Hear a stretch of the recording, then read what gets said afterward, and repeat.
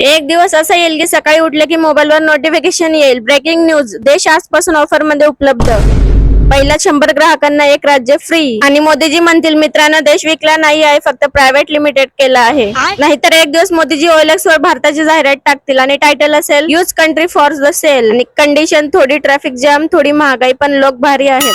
आधी रेल्वे, नंतर विमानतळ, नंतर बंदरे, आणि आता वाटतं एक दिवस इंडिया गेट वरही बोर्ड लागेल. इंडिया 50 हा कुपन कोड टाकला की 50% सूट, आणि बँकेच्या कार्डाने पेमेंट केलं तर एक केंद्रशासित प्रदेश कॅशबॅक. नाहीतर लोक OLX वर विचारतील भाऊ शेवटचा भाव काय, आणि उत्तर येईल भाऊ नका करू, आधीच डिस्काउंट मध्ये आहे. पुढच्या वर्षी अर्थसंकल्पाऐवजी मेगा सेल कॅटलॉग येईल. त्यात लिहिलेलं असेल Himalaya the premium view, Goa holiday edition, Mumbai सार्वत्रिक डिमांड, आणि दिल्ली VIP पॅकेज. आणि शेवटी मोदीजी हसत म्हणतील मित्रांनो घाबरू नका, देश विकलेला नाही, फक्त टर्म्स आणि कंडिशन्स अप्लाय आहेत. आणि ज्या देशात शिक्षण सुधारण्यासाठी आंदोलन करावे लागते त्या देशात विकासाच्या गप्पा मारणं व्यर्थच आहे. 19 दिवसांपासून सोनम वांगचूक सर उपोषणावर बसले आहेत, पण यांचा काय घंटा फरक पडत नाहीये आपल्या प्रशासनावर. इतकी गेलेली आहे आपली सरकार.